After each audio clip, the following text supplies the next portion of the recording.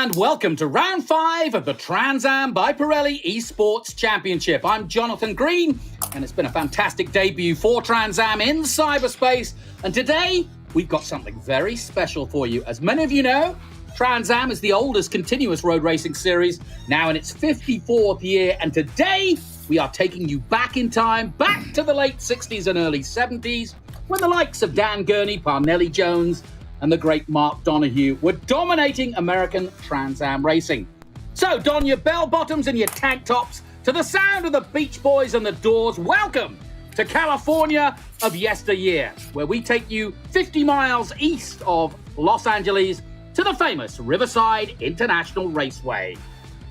Alongside me, as always, is Ben Sissel, who has got his bell bottoms on and is ready for a little bit of California sunshine. A little bit quiet at the moment, but we'll be going into qualifying. In fact, qualifying is underway. We are on the modern cars. That's the only thing modern about today. Ben, you're a creature of the 60s. I bet you're loving this, aren't you? Oh, this is like taking a time machine, Jonathan. What an honor it is to be racing the Trans Am race at Riverside in these new Corvettes. Now, I just want to tell the audience that Trans Am races Corvettes similar to these, but we also race Mustangs, Camaros. We have a European GT series. But for the sake of this e-racing, all of the drivers are in the same cars, prepared the same. We do have some weight penalties that we're going to discuss, but today's format is 2 races. The first race is 12 laps. So right now we're in 10 minutes of qualifying at Riverside. First race is 12 laps. Then we have a little bit of a break, and then we invert the grid, the top 10, and they do 12 laps. And damage is on with these cars in the sim, meaning that if they hit somebody, hit the wall, it could affect their top speed. But Jonathan, we have a lot of really special drivers in this race. Can you cover some of the special drivers today? Yeah, absolutely. I think that you don't need to look any further than I mentioned the name Mark Donohue, and of course his combination with Roger Penske back in the day was such a dominant factor of that period. And I'm delighted to say we've got David Donohue, his son, who is an accomplished racer himself. But he is racing, and it's his first sim race ever. And I love that fact, but he has decided to don the overalls and get in the sim for the first time. He actually bought the sim because he's actually racing GT3 at Pikes Peak and has been a winner there. But he actually got into sim racing, or at least getting a sim, so he could learn Pikes Peak. But he's never raced in an actual sim race. So today is his debut. And to make things harder because of his name, we broke one of his arms. Well, no, not quite. He's actually got a broken wrist at the moment, so he's struggling a little bit as we go on board with Edward Savagian, who we were talking to, or you were talking to earlier in the week. But that's just one of the big names, but it's one of the biggest, Ben, isn't it? Yeah, I think so. And then another thing, I think the noteworthy one, we haven't gotten confirmation from David Donohue, but Boris Said is in this race. And yes, Boris raced here many times in, I think, a Corvette Challenge, you said, in NASCAR. But this is, I think Boris may be the only driver to have raced this in actual racing back in the 80s and 90s. And then he was, now he's racing with us in sims, not too far away from his house. Yeah, and Riverside, just to put it in perspective, like I said, 50 miles from LA, so it was always a favorite for the rich and famous, as it were, from Hollywood. In fact, Bob Hope had an investment in the actual track at one point. But it was a great place for a movie set too. So Knight Rider, The Love Bug, you name it. They were all shot here. In fact, one of the scenes from the 1966 Grand Prix was shot here too. So there you go. It's been a good race set as well. And I'm sure some of the Hollywood stars would come out of a weekend and get into the desert and come out to Riverside and enjoy the racing. So Jonathan, looking at our scores here, we've got 7 drivers that have passed the line. Who are you putting at the top of the list now that we've been following? This is our 5th round of this esports series with Trans Am. Who are the drivers that you are definitely not going to count out of this race? Well, one of them is definitely JP Southern. I spoke to him earlier in the week. He's just graduated from high school, so congratulate him and also commiserate with him because he literally had to finish high school at home. No prom, no celebration, no nothing. His only celebration for getting out of high school is to race here in sim racing. So I wish JP Southern a lot of luck. But you've got to look at Lawrence, who's topping the times at the moment here in qualifying. Nick Racino has been probably the most consistent driver of our E-Championship and is yet to get on the podium. So he will be hungry, I'm sure. Josh Hurley, obviously, but he's got a penalty. We'll talk about the actual penalties in a moment because there are several drivers with penalties. Good to see Donohue already with one arm, just an 11th place. So he is a chip off the old block, for sure. But I'm also looking to see where Ridequist can go because he's got a heavy penalty. He's got 80 kilograms of extra weight, and he was saying to me that he reckons that's about 1.4 seconds.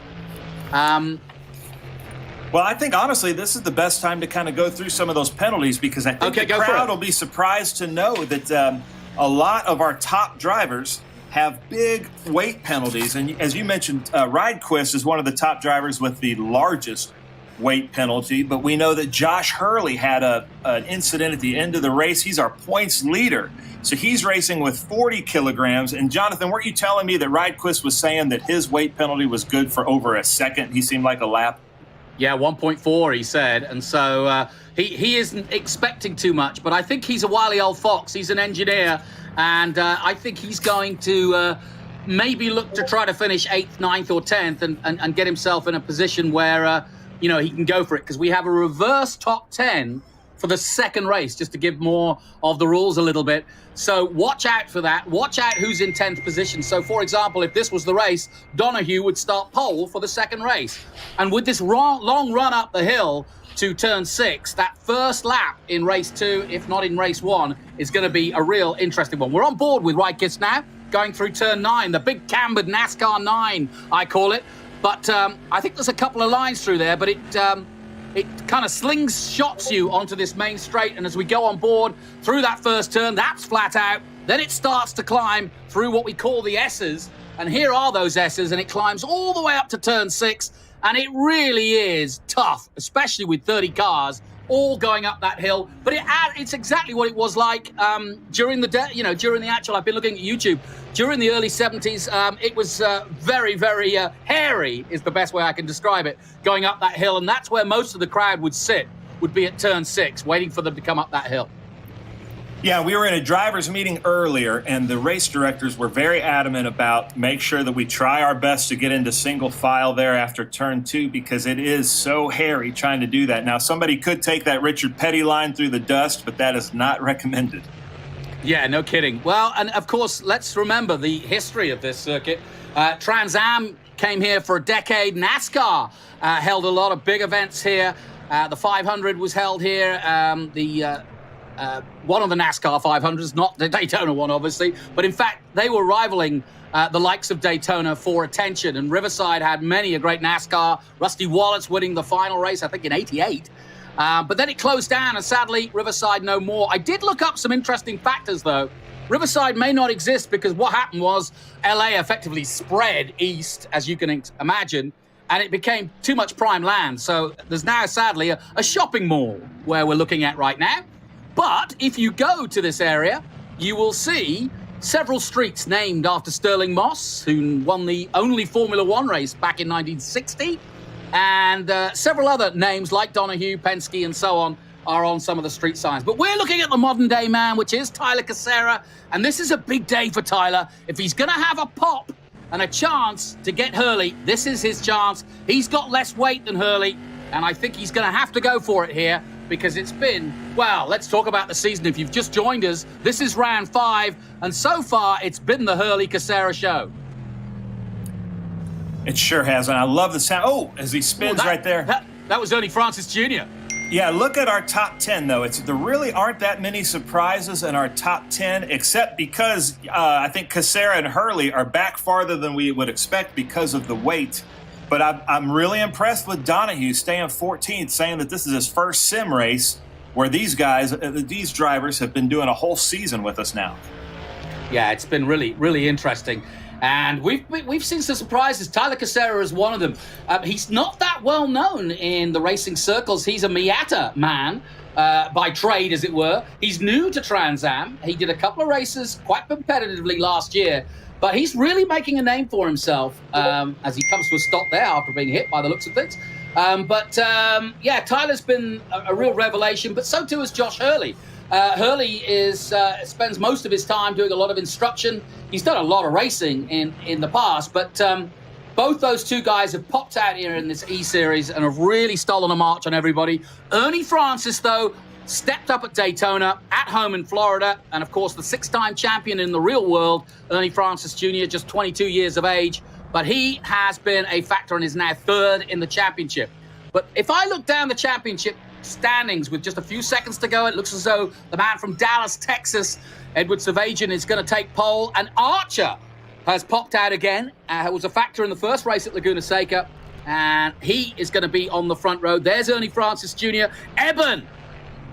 Cam Eben takes... So we've got a real history going on there. We've got Eben and Archer at the top of the Trans Am board, two very famous Trans Am names. And here in 2020, those names have been resurrected for the resurrection of Riverside. I love it.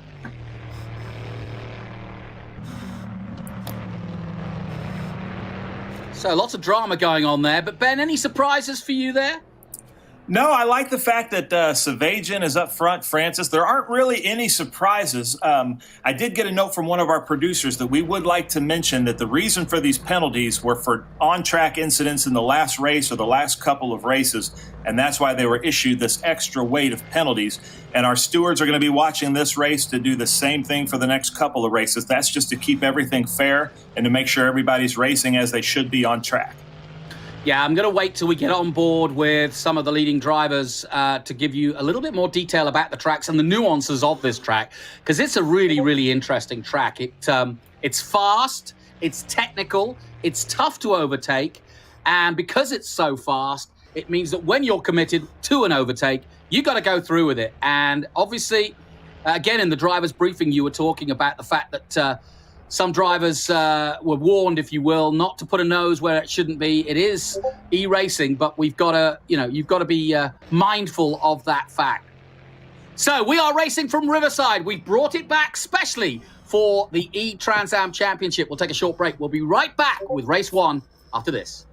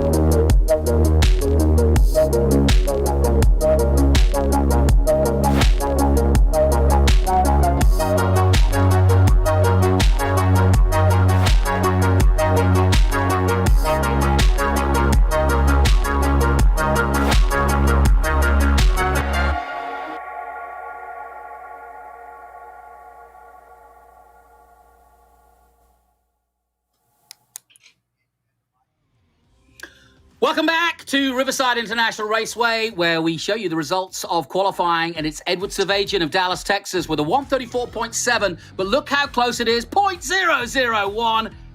Cam Eben, brilliant stuff, just ahead of Cameron Archer in third position, and there really is nothing. Ben, have you ever seen anything so close in your whole life in terms of qualifying? That is incredible. No, it's really fun, and I got to say the top three are Trans Am legacies. Edward Savagian's dad, Cam Evans' dad, and Dylan Archer's dad all race in Trans Am, and currently Edward Savagian is racing with us in TA2. Then you go to Ernie Francis Jr., six-time champion, two-time champion Lawrence. This is going to be a great race at a track that sadly no longer exists. And yeah, watch out for Nick Racino and Merrill, I think. Southern looks good. Hurley's got weight penalties, but he's still managed to qualify in the top 10, and that should... I mean, he's got a choice now as Hurley. He can stay and hold position if he doesn't feel like he's fast enough and go for pole in the second race, and that might be what he's thinking. And then Devlin DiFrancesco, another single-seater expert, has come across to race in Trans Am. Delighted to have him on board, and really looking forward to this race for sure. And don't forget, we've got a reverse top 10 for the second race, a 12-lap race in all. And no fuel issues. The tires do go off. Damage does affect the car, but it doesn't take you out of the race. What it does is it might slow you down in top speed if you have too many crashes. And of course, if you are deemed by the race director to be taking a few too many liberties, then there are penalties to be had for the next race. And we'll tell you about the next races to come. We've got 3 rounds left of our 8-round Esports Championship, the first ever in the 54-year history of Trans Am. Really looking forward to this, but yes, as you can see, those stands about to fill up. It's a beautiful day here in California. Looking forward to getting back to Los Angeles tonight. Lots of parties have been organized, and we will be ready to go 70s style. Looking forward to getting the bell bottoms on and going for it. There's that turn 9 last corner, and there are a couple of lines through there. And in fact, turn 9, the entry of it, is actually probably the best place for an overtake. We saw Ernie Francis. Here's the grid then. And we are ready to go racing. And that run up to turn 6, the long run through the S's, is going to be the key to the start of this race. A full field of 30 cars, modern, yes, but we are back in yesteryear as we reopen Riverside for the first time in 30 years.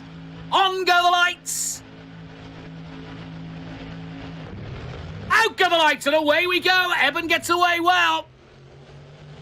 And everybody jostling for position now as they start to climb that hill for the first time. A 12-lap race in all. Eben, Archer, Francis, and Lawrence. Watch out for Sajan. Oh, that's Hurley getting in trouble. Hurley and Racino coming together.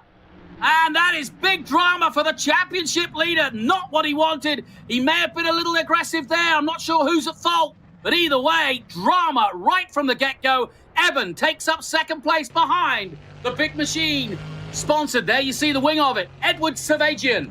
So it's your mate, Edward Savagian, who leads the way from Eben. Francis Jr. is third, but it looks as though Hurley Burley is in trouble and down to 16th already, Ben. Yeah, and that's really unfortunate. We also had Dylan Archer fall back from 3rd place now to 10th place there. I saw Ernie Francis get by him. I don't know what happened. It looks like maybe he got knocked off a little bit or missed a shift. And then we also lost one of our points leaders, Nick Racino. And Nick Racino, being from this area, it's really unfortunate to see him drop back to 24th, Jonathan. Yeah, we had a practice race earlier in the weekend, and Racino was one of the top 4. He got involved in that Hurley incident right from the start. I think they just touched as they went up the hill for the first time, and it took both of them out. But like I said, the damage is on, so they'll stay in the race. But that's a lot of work to do with not a lot of places to overtake here at Riverside. Keep your eye on Ernie Francis Jr. He's yet to win an esports race outside of Daytona, and of course that was his home race. And look at Hurley already making his way through as he comes out of 9 and onto the main straight again. I think that was Borchetta. He's just got past, and onto the main straight they come again. The number 3, Josh Hurley of Livermore, California. And of course Josh desperate to win here because California is his home, but what's he doing out there? Well, all sorts of drama going on, but the good thing about Riverside, and that was true in the day, is it's dusty and desert-like. And there is a lot of runoff like this that you can see, so you can make mistakes, but it's nasty. And if that dust and dirt gets onto the track, well, it's slippy as you like. But it's Savagian, Eben, Francis Jr., Casera, look at that. Casera's come from nowhere, and he's up to 4th. And this is a big, big moment for our E-Championship, because if Tyler Casera can do something here in this race, he's got a chance. I think it's only 10 points between them going into this. He's got a great chance of being in contention for the overall title come the final race at Lime Rock. Yeah, now we're on board with Thomas Merrill. We were able to speak to him after the race, the practice races this week, and he gave us some really good insight on where the practice and where the passing lanes are, where the good places. And he said you can actually take a high line and possibly slingshot this turn 9 that they're going into right now. But really, this is a really tough place to try to pass. So it's going to be really fun to watch where these guys take their chances. Yeah, well, the one obvious place, as we look at Hurley now, still battling away with Donahue, I think it is. But Hurley back into 9th position, and that's actually a good position for him to finish this race. But knowing Hurley, he'll want to come all the way through. But yeah, you talk about overtaking, Ben, as we go on board with Donohue, David Donohue, and of course Dad, known as the engineer. I wonder how much of an engineer this fella is, because he's had his rig for what, a few days now? Not much, and he's driving with one arm because he broke his wrist. But here we go, up to turn 6. This is what I'm talking about. Through here, this is 5, then under braking here at 6. And there is David Donohue, who is in his own right a Daytona and Le Mans class winner. So yes, he has a famous father like so many drivers do that are currently racing.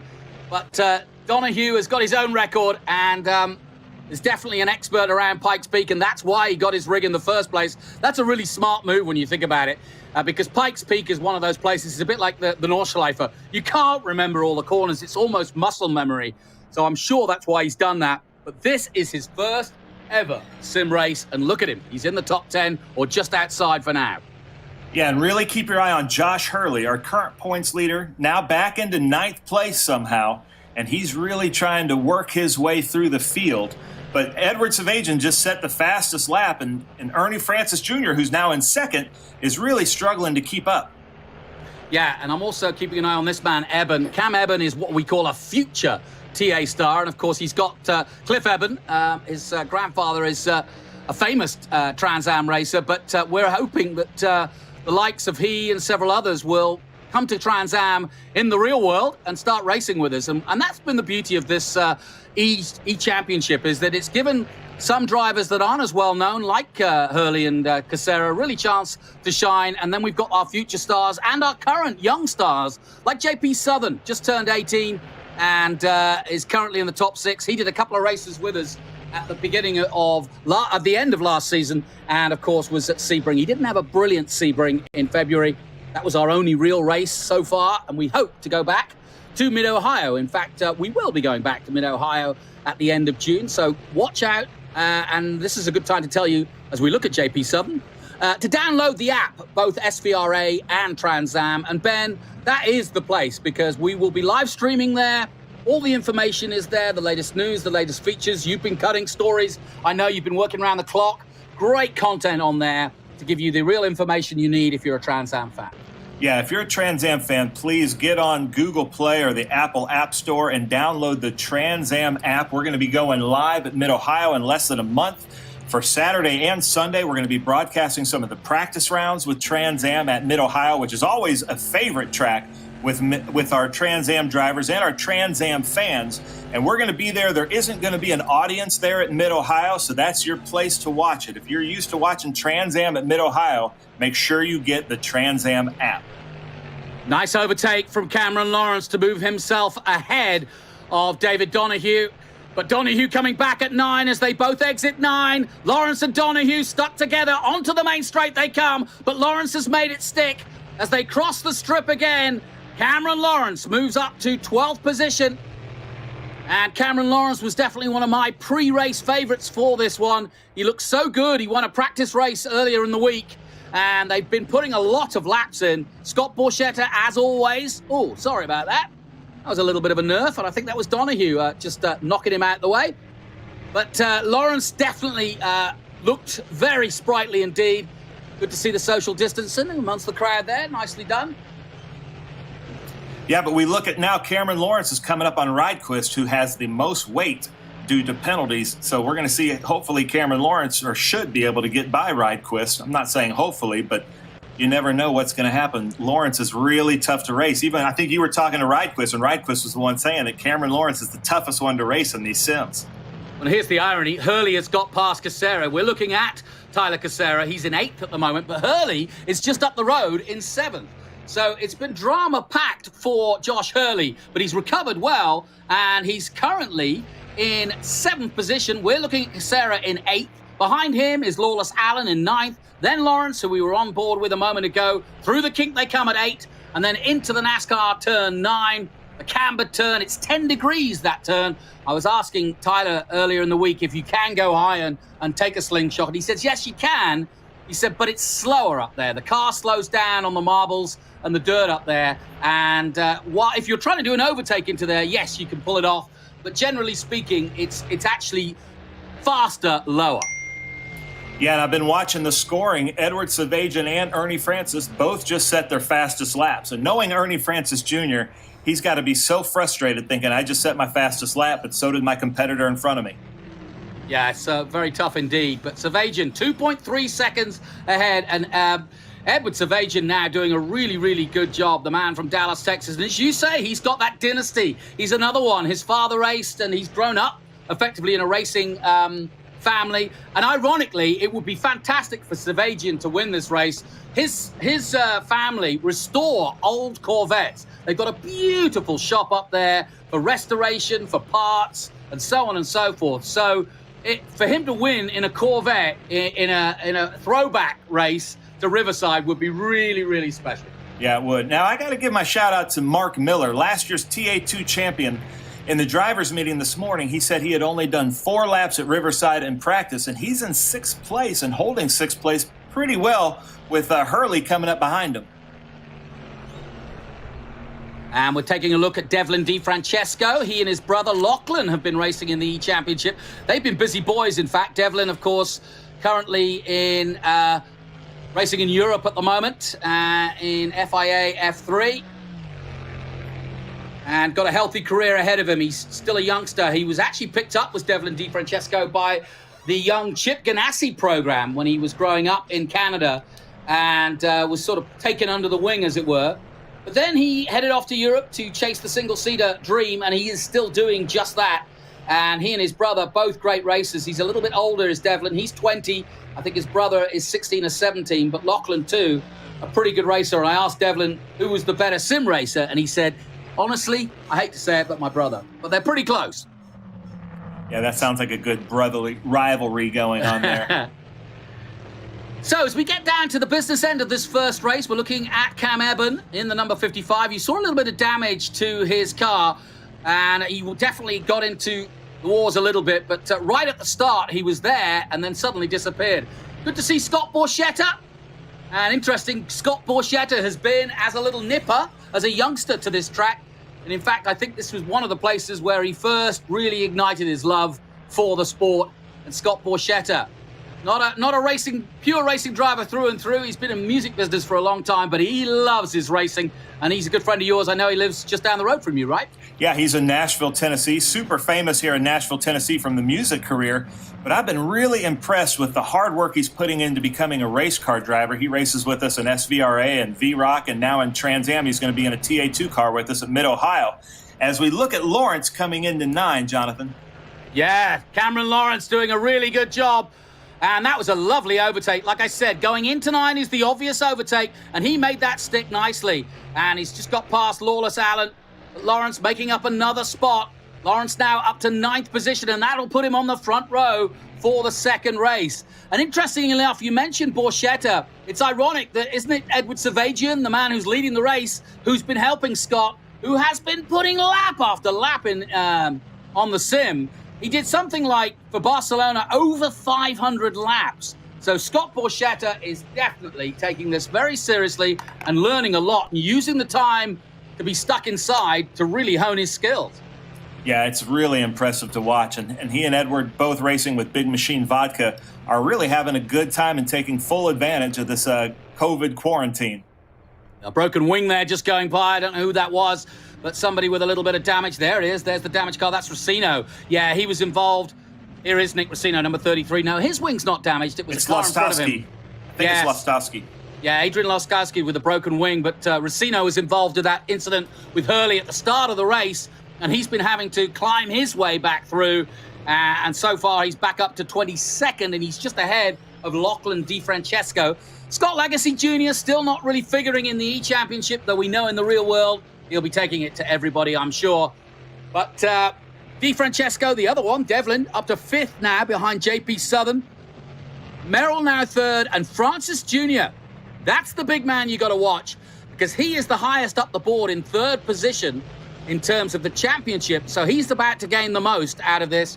There's Lachlan DeFrancesco, 17-year-old from Canada, and just ahead of the number 89, Scott Borchetta of Nashville, Tennessee. So good racing throughout. Savajian, though, has pretty much controlled this race. Good, impressive show. We haven't seen a lot of him on track because he's on his own. He's up the road, 2.2 seconds. It's down to 2.1. So Ernie Francis Jr. is trying to reel him in. And if they get into traffic, Ben, that could be really interesting as we see Borchetta coming alongside into the right-hander to go up the hill. Nicely done. Borchetta goes through. Yeah, this is because it's such a tough place to pass. And, if the lap traffic ahead of you is having a battle like this, it's going to be really hard for them to get over and let these leaders come by. And Thomas Merrill in third place seems to be kind of closing in slowly but surely on Ernie Francis Jr. Yeah, and just as you say that, Ernie Francis Jr. is closing down quickly on Savajian. And I just wonder if Edward Savajian is in traffic at the moment at the front, because there's no question about it. The times have come down. You had a gap of over 2.5 seconds a minute ago. It's down to 1.7 on lap 9 of 12. Riverside is coming alive, folks. It might have been 30 years, but I can hear the California fans getting excited for what should be a cracking finish here. The likes of Parnelli Jones and Ken Miles used to rush around this circuit at high speed. They had a Formula One race here back in 1960. Sterling Moss, one of the greats, of course, sadly passed away recently, but it was Sterling Moss who won that race. The only ever Formula One race here. I love the sound of these cars, Jonathan. It sounds like we are at a Trans Am race. They sound so good. There is no better race sound in the world than a Trans Am race at tracks like Mid-Ohio or at Sebring. They just sound so good thundering through those tracks. Oh, no question about it. And like you say, we've got all identical Corvettes, but as you quite rightly pointed out, as we're looking at Robert Ricardo doing a good job, another man from Livermore. Oh, you can't do that, sir. That's Mark Miller. What's he doing? Mark Miller, our TA2 champion. And that could bring Super Jens to the table. He's not even involved in the race, but I think Super Jens might have a word about that.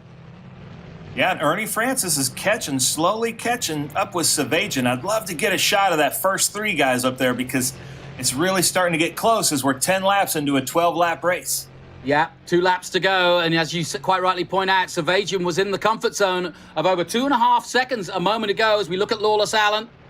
And there's Lachlan DiFrancesco making a move on Nick Racino in the 33, the all-purple Nick Racino. And these two, look at them side by side. Great racing here at Riverside.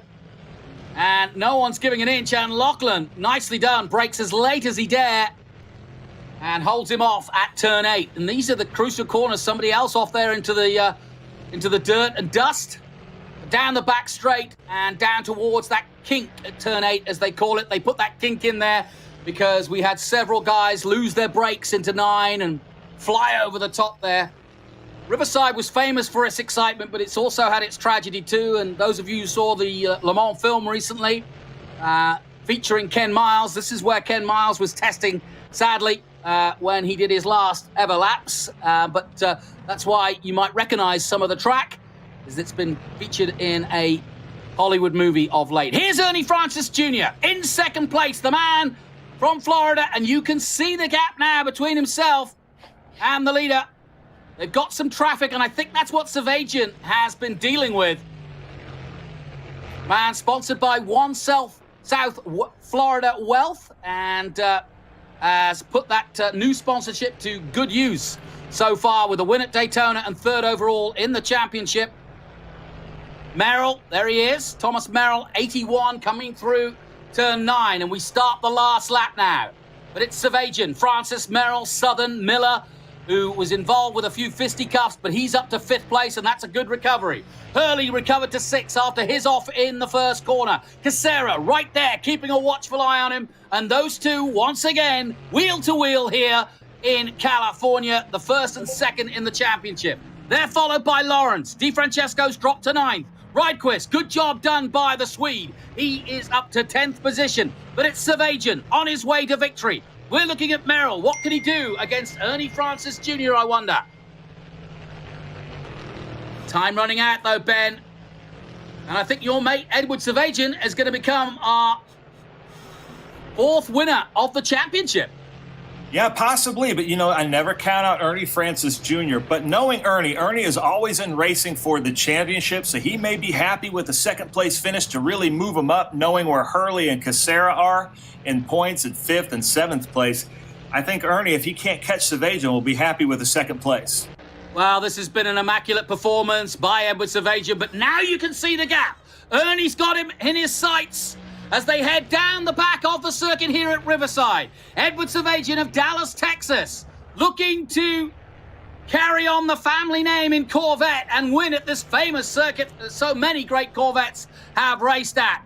He's coming out of 9. And you can see Francis Jr. has got the gap down to 1.1 seconds, but it's going to be Edward Savagian. Oh, I think he touched the wall then as he came out of the last turn. But he's going to take the checkered flag here at Riverside and take victory here in race 1 here in Riverside, California. As 30 years on, we take Corvette back to winning ways in Trans Am in the E Championship. Ernie Francis Jr. takes 2nd place, and Thomas Merrill rounds out the podium. JP Southern, an immaculate 4th place by him. Good stuff by the youngster. Hurley, the championship leader, takes 5th. And who's following him home? Of course, Tyler Cassera in 6th place. Then it's Miller, Lawrence, DiFrancesco 9th, and Carl Reitquist rounding out the top 10s. Your thoughts, Ben, on what has been a fascinating race, really, because Savagian dominated, but there was so much going on behind him. There was, and it's just as the drivers told us after the first couple practices, that passing is really tough here. You really got to pick your lane and hope that the other drivers see you.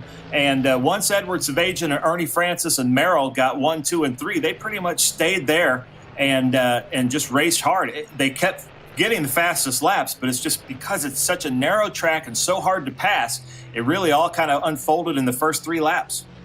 Kudos to Borchetta. He held off Parsons there at the very line to take 15th place. Another good result for him. And disappointment, I suppose, for Racino involved in that early incident. And Boris said, again, in the pits, and same for Austin, Texas's Neubauer. But there's your winner, Edward Savagian and Big Machine Vodka. He is, of course, teammates with Borchetta, and has been helping Borchetta in the real world get to grips with Trans Am. But congratulations to Edward Savagian. And in a moment, we'll get the full results as the San Benito hills and mountains are in the background. A beautiful day here, but it is Edward Savagian with the win over Ernie Francis Jr. Thomas Merrill is 3rd, and then it's JP Southern. Hurley Cassera, 5th and 6th. Important result for both of them. Miller is 7th, Lawrence 8th, DiFrancesco 9th, and that means Reitquist, 80 kilograms heavy, will start pole position for the reverse grid race 2. Lawless Allen is 11th. Donahue returns the famous Donahue name and does a good job with one arm, no less, in 12th position. Archer, Eben, another 2 famous names ahead of Scott Borchetta, Parsons, and Ocado. That's how it finished in race 1. We'll be back with race 2. Stay with us. Don't put the kettle on. There isn't time. And we'll be back with more action from the famous Riverside International Raceway after this.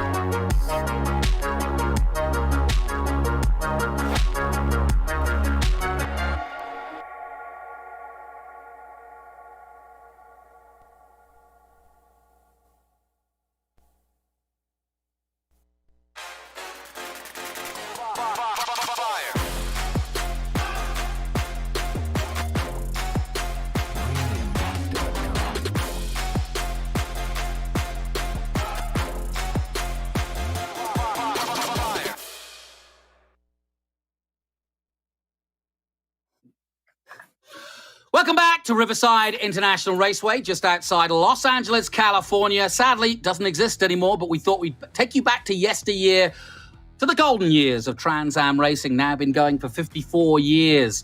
And it was in the late 60s and early 70s where Trans Am really came to the fore. The days of the European smaller front-engined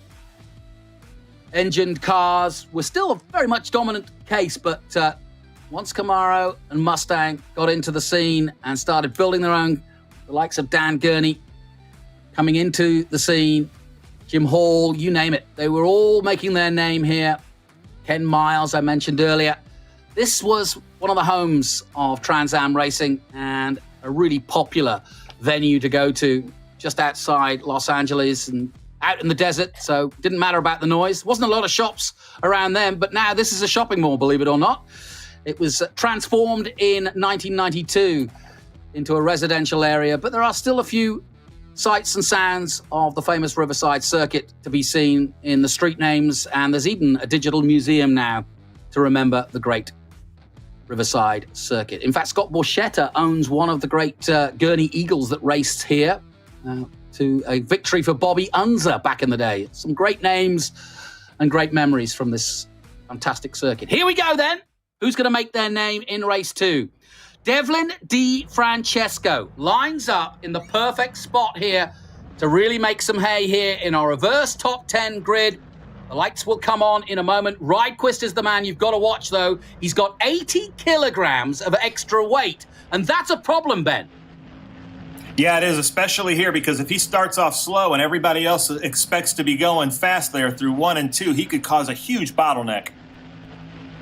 On go the lights. Out go the lights, and away we go, and Rydquist is off. Well, he has got away brilliant there, has Carl Rydquist. Everybody now jostling for position.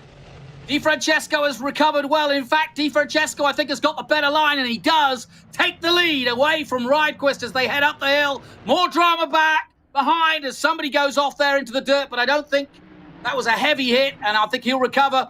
But all the way up to turn 6 goes the Kamui number 17 of Devlin Di Francesco, who's gone wide at 6, and back comes Rydquist. Rydquist almost getting side by side there as they exit 6. Down the long straight to 7, into the horseshoe. Coming up now, second gear at 7. Here we go. Lawrence up there in 3rd place. Good start from Cameron Lawrence. Di Francesco, though, leads the way. His brother back in the field in 12th position. But the youngster, the 20-year-old from Canada, leads the way in his first lead in Trans Am racing. He's never raced a real Trans Am car, so this is a real good opportunity for the single-seater expert. We had Juan Manuel Correa a couple of weeks ago. He got a 4th place at Barcelona, but now it's Di Francesco, who introduced him to Trans Am racing, who's leading the way at the moment. There's Hurley. Ben, what can Hurley do from 6th?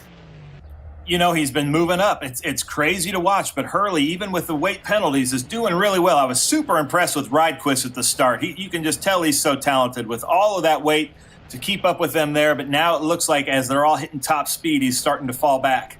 Yeah, Casera's got past him. You can see that now on your screen, and up to 3rd place, and that's why Hurley's got the hurry up, because Hurley doesn't want to let Casera go too far. Hurley just 2 spots behind. He's got Southern in front of him. And JP Southern won't want to give that position away to Hurley, who just hits the dirt for a moment as they go back uphill. Josh Hurley, the man we've got to watch now because he's getting very racy. So too this man, Ernie Francis Jr., coming into 6. Takes a nice tight line. Oh, might make him move on the number 40 of Mark Miller. Brilliantly done by Ernie Francis Jr. to overtake the TA2 champion. And Mark Miller has never raced Ernie Francis Jr. in real life, and now he just got a reason why, perhaps, because Francis doesn't hold back. That was a great overtake. That's a race of champions right there. That's both of our 2019 champions in TA and TA2. Yeah, it doesn't get any better than that, and that was a real classic overtake. We were saying that you can't overtake at 6, but he can. I love it. And at 8. Here he goes. He's going to take Hurley at 8.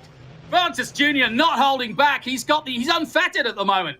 And he's got Hurley in his sights right now as Francis Jr. And this is the race we've been waiting to happen. I think this championship is going to explode.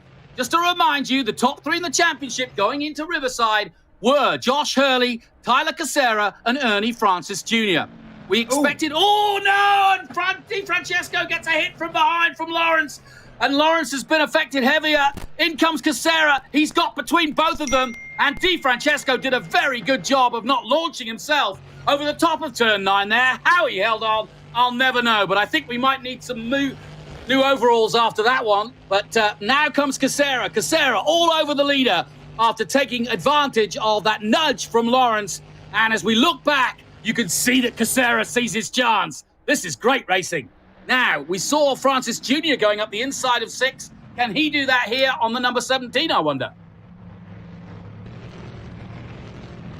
No, he hasn't pulled it off. So we are Di Francesco, Casera, and Lawrence now, your top 3. Southern still 4th. Ridequist has got past Hurley, so I think Hurley must have made a mistake.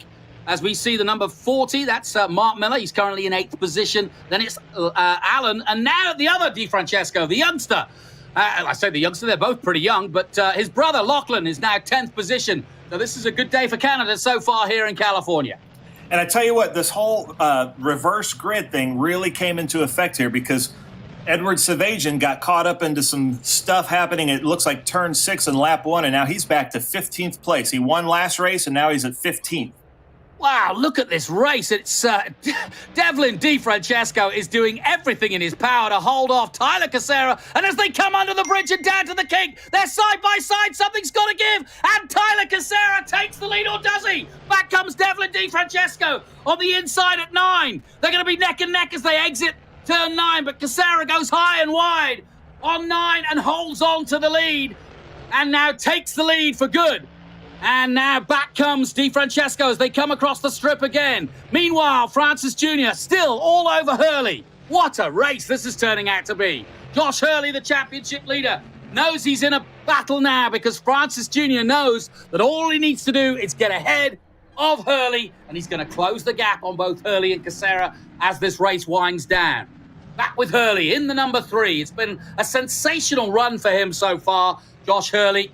And he's one of the busiest men in motorsport as far as I can see. He does training, he does sim racing, he does real racing, he does engineering. He's looking after Kent Vaccaro as his engineer in Formula 3. Kent Vaccaro in this race, in fact. So busy boy is Josh Hurley, but he seems to be really enjoying it.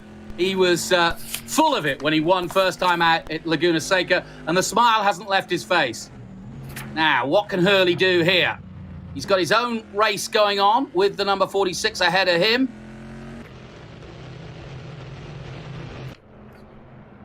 Look at that lead that Casera is now pulling on Cameron Lawrence as they go down that back straight into the kink into turn 9. It looks like Casera is poised to just take off right now.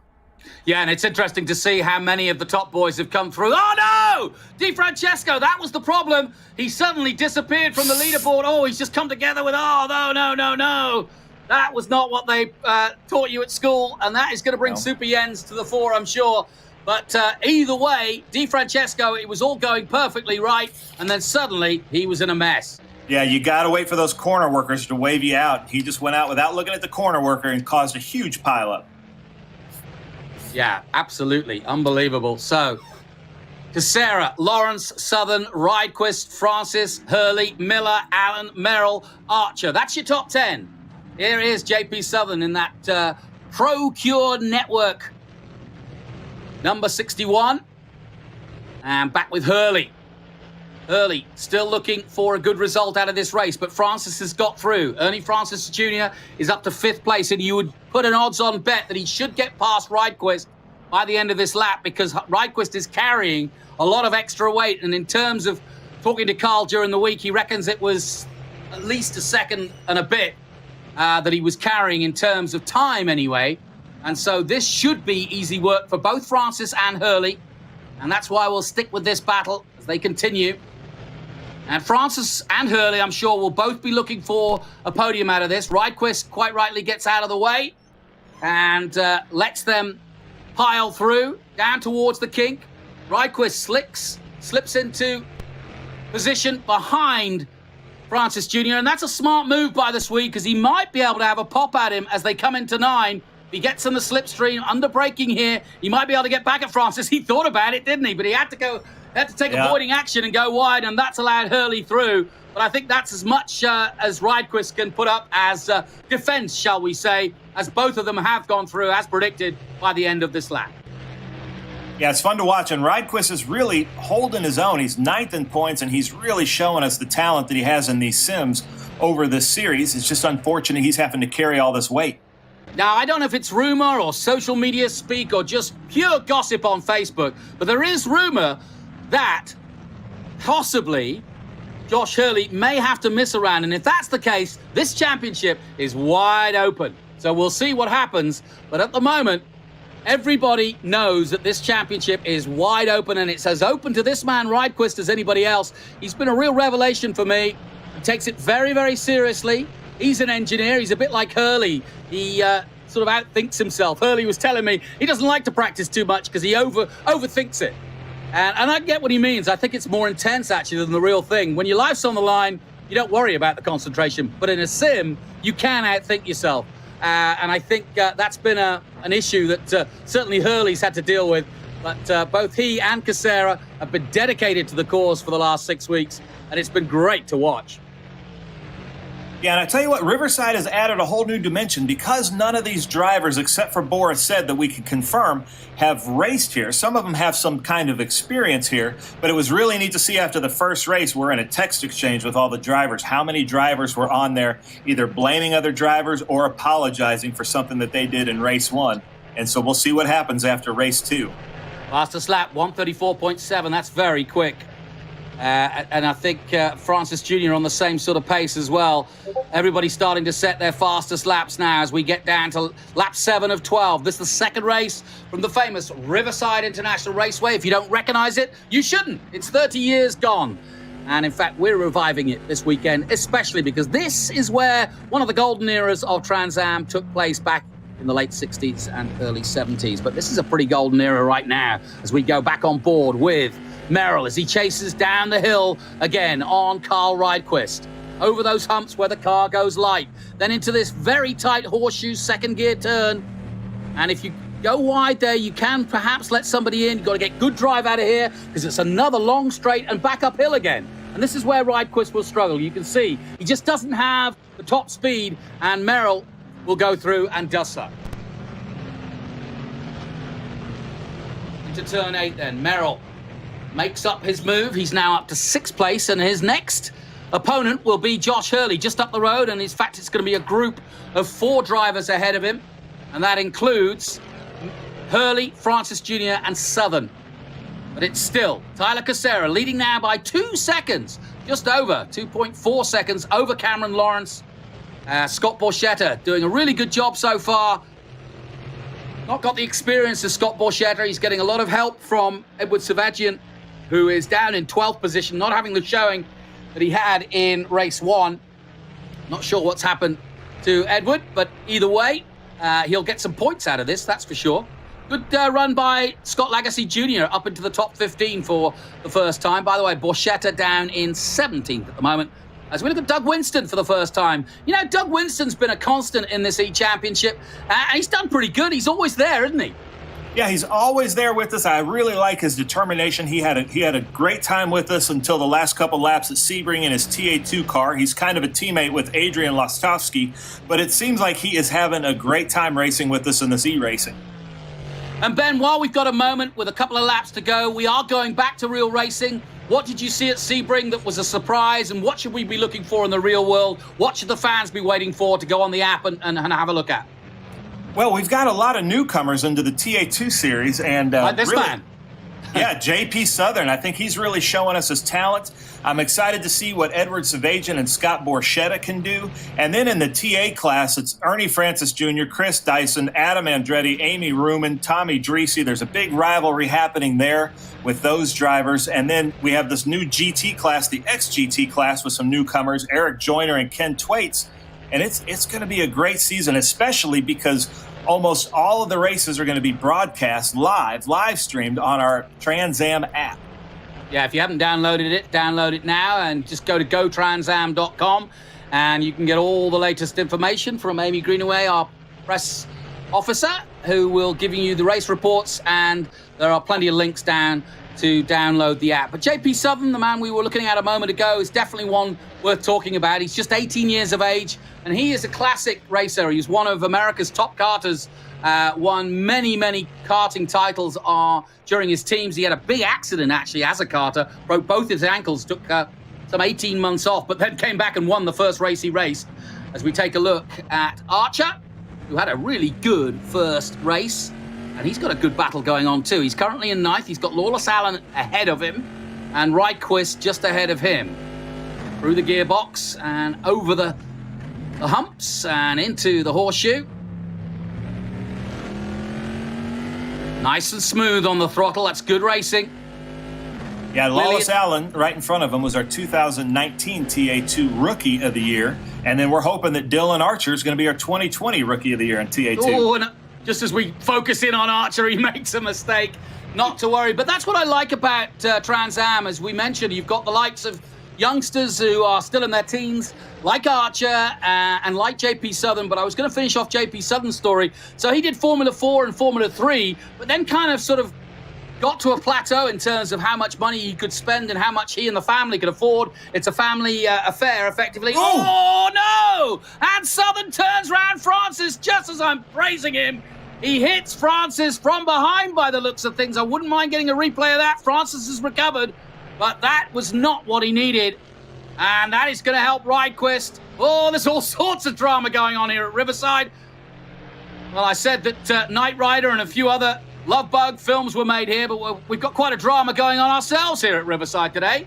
Damage to Ernie Francis Jr.'s rear wing by the looks of things. JP Southern probably in trouble. There's Parsons. We haven't mentioned Cameron Parsons. There he is in the number 88. Currently down in 16th position. Yeah, and Cameron is one of our top drivers in TA2 on the West Coast Series, and from California. And he drives a yellow Camaro with us in TA2. Always a great driver, and he's having a blast in these sims. Yeah, that's a thing that should not be forgotten. This is not a one-make series by any chance or stretch of the imagination. We've got a whole bunch of different marks, and the beauty of Trans Am is that we've kept those marks throughout the 54-year history of this championship. So it's steeped in storied history. You just need to look it up, and that's why we brought you back to Riverside here to kind of reinvigorate some of the classic tracks, and Riverside was definitely one of those as we go back with a classic name in Eben. Cam Eben, though, the future star, let's hope, currently in 8th position. He's chasing down our current TA2 champion. That's Mark Miller in the number 40. They come under the bridge and down towards the kink, and this is not a place I'd want to take on Mark Miller. Woo, go on, and he's done it. Oh, he's not afraid. No respect there, but back comes Miller around the outside at 9. Mark Miller keeps his foot in. Go on, Mark, round the outside. And he drops down now, and he'll try and get a run on him here. But that was good racing between these two. Back comes Mark Miller down as they cross the line together. He looks to the inside as they head up the hill again. Mark Miller not to be outdone. And he said, listen, whippersnapper, I'm the champ. What are you doing overtaking me at 9? I wonder if Mark might have a pop at him at the top of the hill. We'll soon find out, but that was good racing between those two in the closing stages of this second race. Eben, though, gets the better of him and heads up to 6 and over the hill. Meanwhile, Rossino and Borchetta in their own battle. No, that's Savagian. This is going to be quite a battle because this is a points battle right here. They're in 10th and 11th, way behind 9th place, but they're going to have their own battle because they're really close in points in the championship. Yeah, Rossino's had a tough day here at Riverside. It's going to be a long run back to LA tonight for him because he had high expectations of getting at least a podium out of here, and I would have thought Savagian is going to be dogged now to stay in the top 10. As you quite rightly point out, this is 4 important points here, and when it comes to Savagian, who got that win, he's going to put himself into contention now with 3 more rounds to go. So don't count out the man from Dallas, Texas, the restorer of Corvettes, the family business that restores Duntoff Motors, that's what they're called. And we'll keep an eye out for Savagian, who's definitely taken Riverside by storm today. But it's Casera still out front, leading the way by just over a second from Cameron Lawrence. Hurley is up to 3rd, and that is great racing from Josh Hurley from Livermore, California. Final lap. Final lap then, here we go. Don't think anybody else, unless Lawrence can do something on Casera in the closing stages. I think we're set to stay as we are, although Merrill may have the better of Hurley. Here we can see the battle. There's Hurley in the number 3. Just behind him is Thomas Merrill. Hurley gets on the power early as he heads down the hill, out of 6 and down towards the horseshoe. Just don't think Merrill's close enough. He's going to have to do something dramatic. He's getting closer, though. He braked very late. Here's your leader, Casera. The gap, 1.3 seconds now, so he's got a good controlled lead in the number 4. Now, Casera had such a bright start, and he and Hurley at Laguna and Road Atlanta went wheel to wheel. Cameron Lawrence took a win in the second race at Road Atlanta. Then we went to Daytona. Ernie Francis Jr. popped out there. Casera and Hurley were a factor. That's what remained the championship lead. But Casera, this is going to be a really, really important win for him. And the gap was 10 points at the beginning of the weekend. But the famous number 4, the man from Manheim, Pennsylvania, dives into turn 9 at the famous Riverside International Raceway. And Tyler Casera will take the checkered flag and win at Riverside. Lawrence will be second, but Hurley holding on desperately for third and does so to hold off Thomas Merrill. Good racing between those two. RideQuest, despite the 80 kilograms, will be in 5th place. And Ernie Francis Jr., who was taken out by JP Southern, will finish 6th, but they, Super Jens and the stewards may just have something to say about that. Southern, in the end, finishing 13th. We're looking at Nick Rossino, who's going to cross the line in 11th place behind Edward Savagian. Scott Borchetta, again, another 15th place for him. That's 2 15th places, and that's good stuff for a man who's been trying so hard to practice his sim racing and get on top of it. But it's donuts here in California, and Tyler Casera is handing them out. There's a good look at the number 4. I like the paint scheme on there. He's got Howe and Carbotech brakes. Those are his sponsors. No damage, I can see. No. And in fact, a pretty good run by Tyler. Kept out of trouble. Took advantage when, if you remember, he basically took advantage of an incident coming out of 8 and into 9, and he just sort of sneaked his way through. And that was just good driving and smart driving by Tyler. And a deserved winner there. But we now have 2 winners here in California. One of them, Edward Savagian, and the other is Manheim's Tyler Casera. So Riverside goes back into silence and back to yesteryear.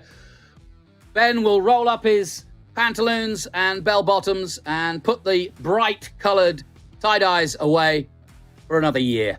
But it's Casera who wins. Yeah, it was a lot of fun. Casera wins, Lawrence is second, Hurley third, Merrill fourth, RideQuest, Francis Miller, Archer, Eben, and Savagian the top 10, Rossino, Allen, Southern, Parsons, and Borchetta. Ben, your final word, anybody you want to mention out of that top 15? I think I was most impressed with Carl RideQuest to be able to keep a top 5, to finish 5th with all of that weight and the battles that we saw going on there. That's quite impressive. Well, one thing I can tell you, with 3 rounds to go of our E-Championship presented by Pirelli, Trans Am is going to be heading for a real showdown at our final round, which is Lime Rock, and we've got a few surprises before then. So stay with us, watch out, download the app, keep on GoTransAm.com for all the information on our next race. My thanks to Ben Sissel. I'm Jonathan Green. Join us next time out, and we'll be racing once again in cyberspace. We'll see you then.